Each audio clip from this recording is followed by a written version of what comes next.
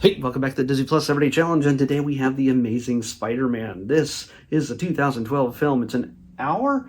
No, 2 hours and 17 minutes long. 2 hours and 17 minutes long film. This is the first in a series of two films starring Andrew Garfield as Peter Parker and Emma Stone playing his love interest Gwen Stacy, a change from MJ in the previous trilogy. There's all sorts of talk about why'd they replace Toby. It's all sorts of studio politics and everything else. Whether he was aging out of the role, or maybe Sam Raimi wasn't ready to work with Sony and on a fourth one, or Sony wasn't ready to work with either of them. I don't know. I know there's plenty of stories out there, but what we do get is Andrew Garfield, a relative unknown at this point. Toby had certainly plenty of hits prior to Spider-Man, but they decided to bring in a brand new guy. He's much taller and leaner than Toby. Toby was a bit more compact, let's say, but he and muscular. Eventually we worked out. But this is definitely a different, sort of darker Spider-Man. He's definitely got his teenage troubles going on, his teenage attitude going on. It's a number of friends have pointed out the fact that they don't like Peter Parker so much. They like Andrew Garfield, but maybe not Peter Parker so much because he's kind of creeping on Gwen, taking pictures when she's not looking, shows up at her place for dinner by the window, her bedroom window, in the fire escape. It seems a bit presumptuous. You don't know what was going on in that bedroom at the time you decide to pop in there. I don't know. Those kind of things, a little bit troublesome, and also just how aggressive he is, which is definitely a different take on Peter Parker. Not that Peter Parker in the comics was not aggressive. When his uncle was killed, he went after the criminal with a vengeance. He definitely took on that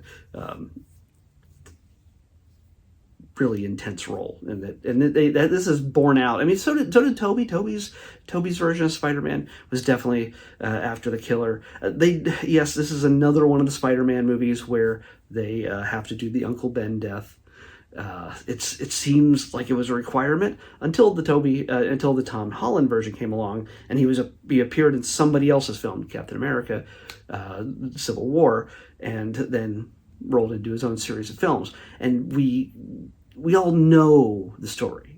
We all know the Uncle Ben story.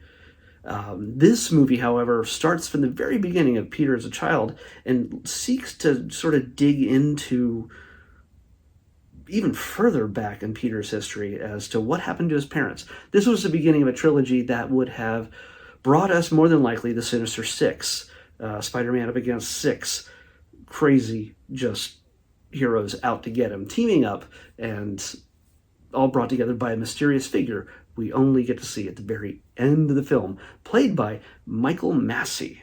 He's a known actor, but he's just in shadow. And who was he really? Well, we would never find out, because after two films, he, along with director Mark Webb, were all pulled away from the Spider-Man thing, especially once a deal was made with Marvel to add Spider-Man to the MCU, at least in a tentative part-time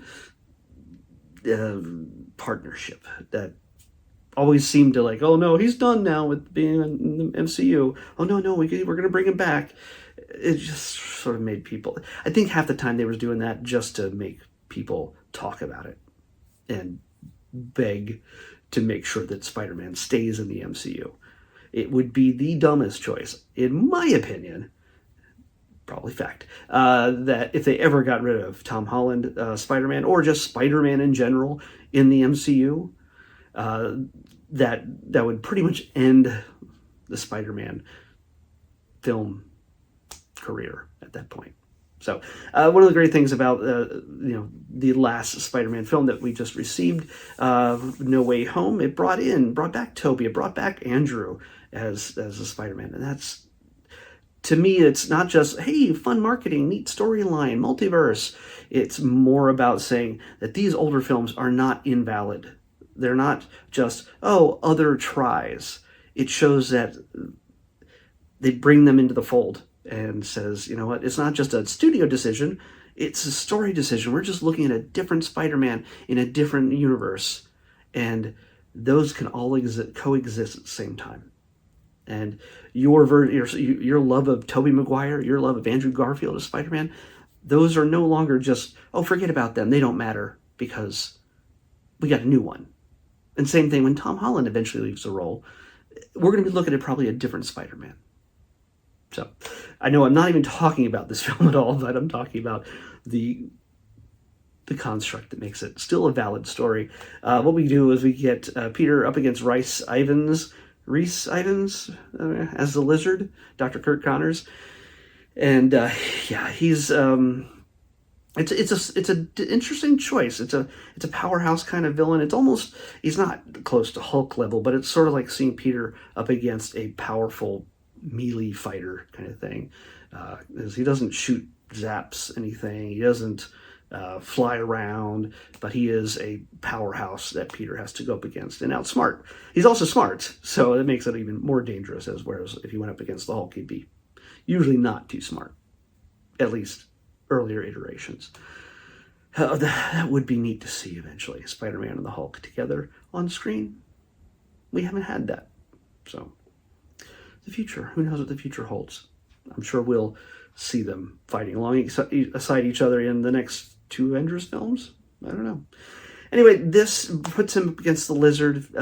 Pretty much goes through the steps, just certain variations of the origin story for the Lizard, and also how he interacts, how Gwen Stacy comes into the life of Peter Parker, showing her, as usual with more modern films, that the woman in the film is no longer just the damsel in distress, the just cute and pretty one who catches the hero's eye, and for him to claim, at least when he's in his super suit, and is seen as a nerdy throwaway when he is just an average human. When you realize the comics, though, that as much of a nerd that Peter was depicted as, especially during the Ditko years, less so when he got a little bit older and started, when John Romita was drawing him and such,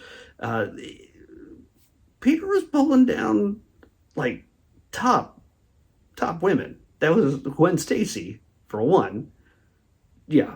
And then eventually MJ, and married her, and then not married her. I don't know. So, without divorcing, they rewrote history at one point. Just don't think about it too much. So it actually has a kind of tie into the No Way Home story in a certain way. But anyway, we get the Lizard, who is trying to do a Magneto by once he realizes he can use his serum to turn himself. Regrow his arm, and so he can be. He lost his arm in an accident, and so now he's regrowing his arm with lizard DNA. But it overtakes his entire body, turning him into a homicidal lizard monster. And he wants to share this gift with the world, so we can all heal, and we can all be better and smarter and faster and stronger. And so, just like Magneto did with the Statue of Liberty in the first X-Men film, he wants to turn everybody into mutants, so there's no more mutant bigotry. Well, the Lizard also wants to zap everything, just put a potion in the air from the top of the Oscorp building to turn everybody into lizards, so we're all lizard people. You know that old conspiracy. Why not? So, yeah, and of course, you gotta get the antidote and make sure that it doesn't happen. He does, in fact, infect a number of policemen, but we never see them again. I assume that once the mist comes down over over mid-city New York, they're healed, that they all turn back to normal men, not just gasping for life cops on the street with scaly skin. But all this to say is that it is a great cast. Dennis Leary as Captain George Stacy, the father of Gwen, and we get a little bit of tension between Peter and Captain Stacy as to how this vigilante Spider-Man is useful or not so useful. Is he a danger? Is he a hero? What is he? We get that debate right up front. We get also the montage of Peter learning his powers, doing fun new things with it, and sort of one of the things some of my friends have pointed out is that why they don't like Spider-Man is he becomes sort of the bully of bullies at some point when Flash Thompson, who deservedly deserves a good punch back for picking on Peter and so many others, he kind of, Peter really sort of gives it to him, and eventually we see Flash not so bullyish. He wants to be a buddy to Peter. He actually shows sympathy to Peter when he loses his uncle, which is a different take. Eventually, in the comics, we know that he becomes a version of Venom at some point, but that's a whole other story we will probably never see. If it happens, if that kind of type of Venom shows up in the third Venom film, which I have not seen yet, I know, but then cool. But it would still be Eddie Brock, not Flash Thompson. Plus, the Flash Thompson we have in the MCU is very different from Flash Thompson we've seen in every previous iteration of Spider-Man. Still a bully, but mostly with words. And a jerk, regardless. So, what we do is we get a fantastic cast. It looks great. Of course, it kind of... I mean, Mark Webb has directed both two films. He seems like the perfect guy. His name is Webb. But to me, it suffers a little bit looking back in realizing that these films were made during the heat of the every action film needs to be in 3D. A lot of the shots were chosen to take advantage of 3D technology while we're putting on our glasses, watching this very bright film, putting on glasses that dimmed everything but made it all look like it's coming right at us. It was, for its time, it was really exciting and good looking when it was done right. And it was done pretty great in this one. The fight choreography in this one also is really great, but it's still, you can see the shots when you're not looking at it in 3D that, yeah, it would probably look a whole lot different if the 3D fad had not taken over for a while. And the fact that I can say it's a fad is one, yes, even though there are still screens that show 3D films, even modern ones in 3D, there are no 3D TVs being made anymore because that's where the real money is with streaming home, or buying the Blu-ray or 4K versions. They don't put them out in 3D anymore, for the most part. I can't think of anybody who does, because most people don't have a 3D television or a 3D player. So it might come back again sometime, but what are you going to do? In this, though, I talked about the action. The physical stuff is really good at times, especially the close quarter stuff, fighting like in the subway. Or is it a bus? Is it a subway? Either way. But of course, so much of it is 3D generated, not 3D generated, just digitally generated characters, especially anything with Spider-Man versus a lizard. There's no real Andrew Garfield in most of those scenes. Based off of his body type, sure, absolutely. Is he really crouching in that certain way sometimes? Probably, and then they take it and move it as they need to. One of the things that's done probably more than any of the other films is that he is maskless in so many of his battles. Anytime, it's a requirement with any film, with any superhero film. Watch any superhero film, the final act fight between Spider-Man and the villain, and most any movie character that has a mask.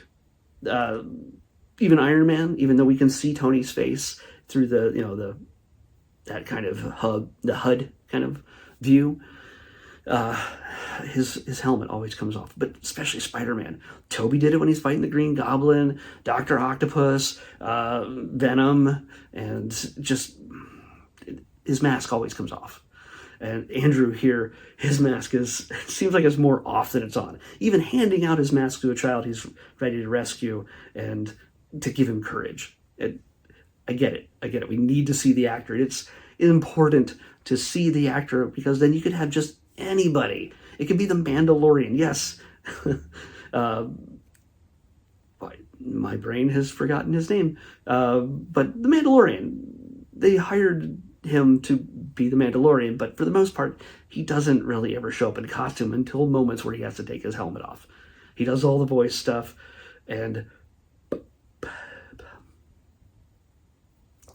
but for the most part, there's 3 other guys who wear the outfit depending on what's being done with the Mandalorian. It's 2 or 3 other guys, whether it's more stunt work or just moving around.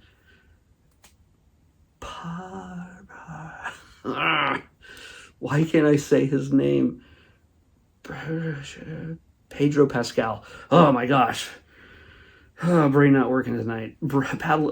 Pedro Pascal, is for the most part not the physical form of the Mandalorian by this level of film. So when they've just finished filming the Mandalorian and Grogu film, he was only in that movie to do the voice, and Mandalorian without the helmet.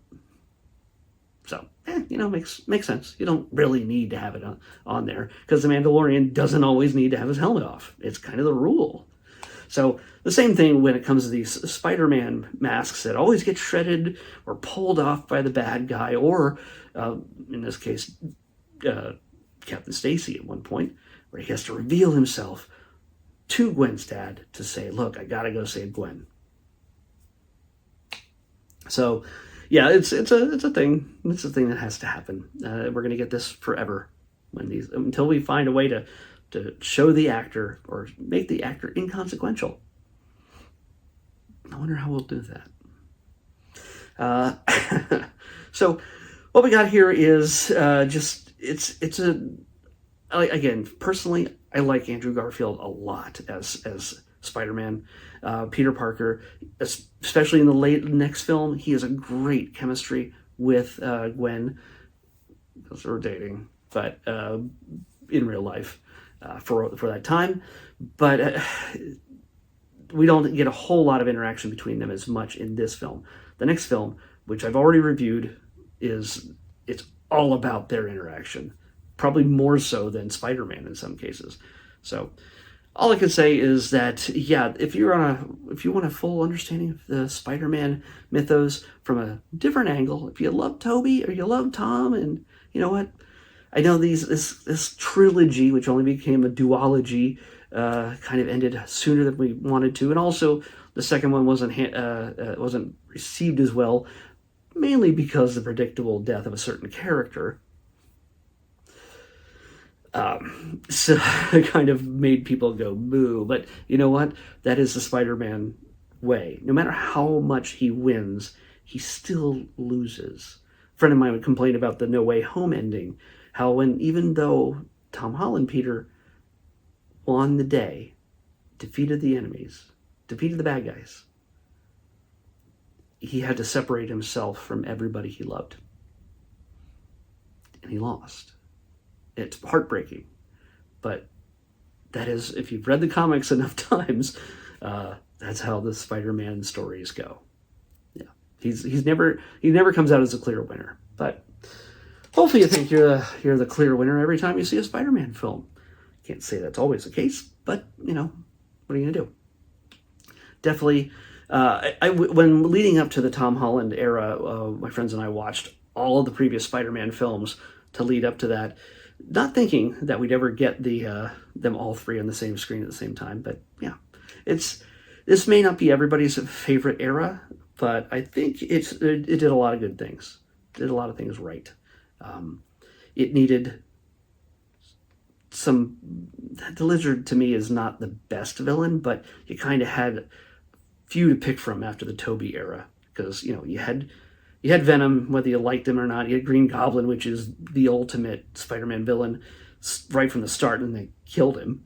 And also Dr. Octopus, which is technically the best of the 3 Toby films. So, and what they did with Tom's Mysterio, the Vulture, which was surprising that they did that well, and then of course the third one, bringing all of them back along with all the Spider-Mans was, well, genius to me. Check it out when you get a chance. If you haven't seen them, I say do. All of the Spider-Man films, except for No Way Home, are currently on Disney+. Let's pick tomorrow's episode. 278. That's the almost the very, I think that's the very bottom of the list, like the last number. 278. It is, wait. Oh, we can't do 278 because that one was already picked. It was the Zombies Reanimated series, which we did during Halloween, my Halloween picks. What are the odds? So that's already been pre-picked. Let's pick another number. Like I said, if you have never seen these before, everything I do here is random except for the selected things, like we did with the Christmas stuff over the past 12 days. All that stuff was picked out by me. 256 is our next choice. Oh, okay. But, so yeah, everything is random. I don't know what I'm going to watch from day to day normally. This number corresponds to a spreadsheet that I have of everything I have yet to watch on Disney+. And yes, I thoroughly check things. And sometimes I mess things up. As you're going to see when I turn this around, the black lines are the ones that have disappeared since I made the list from whatever. But today, let's get to tomorrow's. Tomorrow's is a series, The Wonderful World of Mickey Mouse. I believe this is the most recent iteration of the Mickey Mouse series. There's been so many different types over the years. This is the actual series, not any of the specials or shorts or anything else. We'll probably watch 1 or 2 episodes depending on what's involved. But The Wonderful World of The Wonderful World of Mickey Mouse is what we're watching next on the Disney Plus Everyday Challenge. I'll see you back here tomorrow with that.